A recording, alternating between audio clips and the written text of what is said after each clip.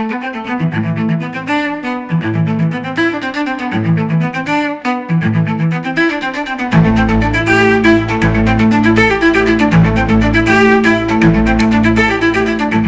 alors on va parler de la transition de genre. Alors il y a Pascal Praud, on va écouter, qui fait une introduction excellente sur le sujet, il n'y a rien à dire.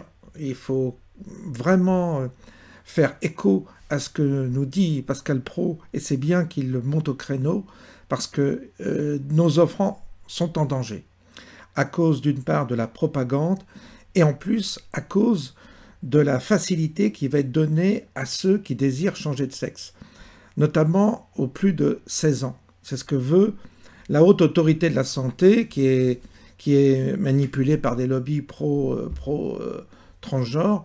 Eh bien, ils veulent absolument que les enfants, à partir de 16 ans, décident de leur nature sexuelle, de leur genre. Et ça conduit donc à des opérations qui sont irréversibles, et ça conduit à des massacres qu'on a déjà constatés dans les pays anglo-saxons notamment, où ils reviennent en arrière sur toutes ces facilités qui ont été accordées aux jeunes. Parce qu'effectivement, la réponse, elle est d'ordre psychologique et pas seulement physique. Elle peut l'être occasionnellement, bien entendu, mais avec beaucoup de précautions et d'accompagnement. Ce qui fait que là, on sort d'une démarche réellement médicale et vers une idéologie qui veut nous faire plier. Et on a donc sur ce sujet, évidemment, Manon Aubry qui monte au créneau, on va l'écouter également, qui elle veut absolument que les plus jeunes changent de sexe. Elle s'en fout. Elle s'en fout parce qu'elle est du système. Elle milite pour le système. Elle est motivée non pas par le soin et par l'accompagnement de ces jeunes qui sont en difficulté psychologique, mais elle est pour, évidemment, que ces jeunes-là se lancent dans l'aventure, et même si pour eux c'est après irréversible et que s'il y a des conséquences beaucoup plus graves sur le plan psychologique également. Donc nous allons écouter Charlotte Dornelas aussi qui apporte une précision tout à fait capitale sur le sujet, mais ça nécessite qu'on en parle, ça nécessite qu'on monte au créneau, parce que là aussi il y a de l'idéologie, il y a de l'idéologie derrière, et à chaque fois qu'il y a l'idéologie, eh bien c'est radical pour l'humain, ça veut dire que c'est anti-humain, on s'attaque à l'homme. Alors évidemment qu'aujourd'hui ça pose énormément de problèmes dans les familles qui sont concernées par cet épisode qu'on a mis en avant. C'est une mode, malheureusement, qui est récupérée toujours par l'extrême gauche, par les gauchistes, par les écolos, tout ça, les féministes, les LGBT, tout ça. Ce sont des gens qui sont macabres, qui veulent vraiment foutre le bordel dans les familles, foutre le bordel dans la société. À chaque fois qu'ils cassent, si vous voulez, un équilibre, ils sont heureux. C'est le chaos avec ces gens-là qui nous est assuré. Et on écoute donc Pascal Praud pour commencer, Manon Aubry, et ensuite on écoutera Charlotte Dornelas pour conclure l'affaire, qui parle très bien sur le sujet. La haute autorité de santé est sûrement indispensable à la République française. Il se trouve qu'elle n'existait pas avant 2005, qu'elle est née sous Jacques Chirac et que la France de De Gaulle à Mitterrand ne s'en portait pas plus mal. C'est une autorité administrative indépendante qui échappe au pouvoir politique, qui n'a aucune légitimité reçue du peuple.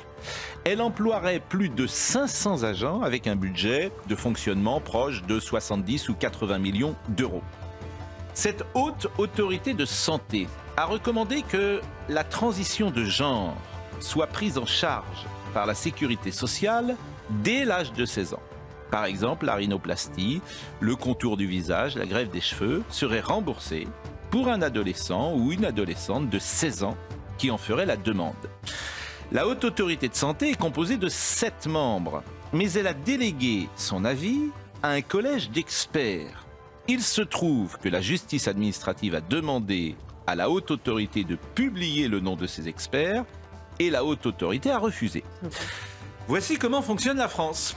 Une autorité illégitime, une gabegie financière, des experts militants, et c'est le Figaro qui le révèle, un chirurgien spécialisé dans le changement de sexe et un psychologue exerçant au sein d'une association qui soutient l'accompagnement des transsexuels.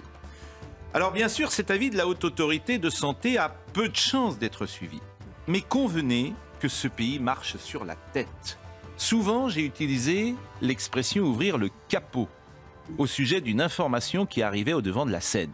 Quand on ouvre le capot du fonctionnement de nos administrations, on est à la fois effrayé, consterné et, disons-le, en colère. Il est 9h02. Est-ce que vous savez que en France, les personnes transgenres se suicident 8 fois plus que la moyenne des Françaises et des Français? Et pour toutes celles et tous ceux qui sont la cible et attaquée du matin au soir, souvent par l'extrême droite, qui s'en prennent aux personnes transgenres comme si elles avaient choisi de ne pas naître dans le corps. Excusez-moi, les agressions d'homosexuels en France et de personnes transgenres, je suis confus, madame, hein, elles viennent assez peu de gens d'extrême droite. Elles viennent également d'autres personnes, vous savez très bien. Elles sont extrêmement nombreuses, et vous savez comme moi, et ça arrive d'ailleurs à votre antenne, que l'extrême droite les prenne pour cible. Et moi, ce que je veux dire, c'est que on est aujourd'hui dans un pays où la majorité sexuelle, il y a des quartiers en France où les homosexuels ne peuvent pas. La majorité sexuelle est à 16 ans. À 16 ans, on peut décider librement de ses actes sexuels et on est responsable devant la loi, mais on ne peut pas décider de son genre. Oui. Donc il y a un paradoxe là. Et moi, oui, je suis favorable à ce qu'on puisse choisir librement dans quel corps on veut vivre.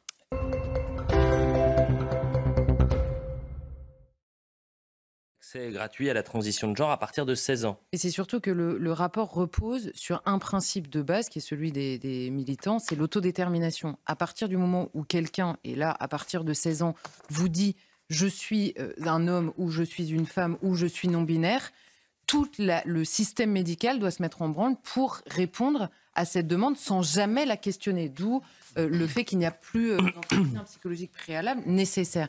Et vous évoquiez à juste raison le taux d'idées suicidaires, voire de suicide, des enfants qui sont concernés. Mais personne ne se pose la question de savoir si la raison de ces idées suicidaires est ailleurs.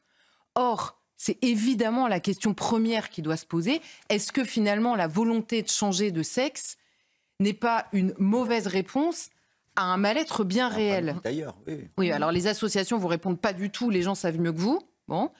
Et toutes les études qui ont été faites à l'étranger et qui ont poussé beaucoup de pays à revenir sur les décisions, notamment la Grande-Bretagne encore cette semaine, se sont penchés sur ces cas-là. Or, qu'est-ce qu'ils voient?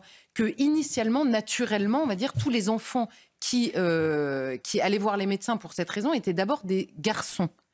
Et depuis que le sujet a été beaucoup investi dans la sphère militante, ce sont essentiellement des filles. Et sur ces filles, il y en a énormément qui sont concernées par des violences sexuelles dans l'enfance et par des troubles autistiques initiaux. Et donc la Grande-Bretagne a dit finalement c'est une mauvaise réponse à des problèmes réels qui ne sont donc pas traités.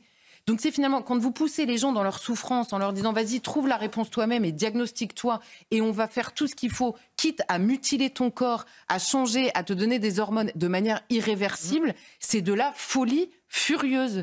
Vraiment, j'insiste, c'est de la folie furieuse. Et ne pas vouloir qu'on interroge cette demande pour aider évidemment ces jeunes, c'est pour ça que je vous disais évidemment que les opposants à ces idées-là ont évidemment le bien-être de ces jeunes également en tête. Simplement, on se dit attention, parce qu'après, il est vraiment trop tard. Il est vraiment trop tard.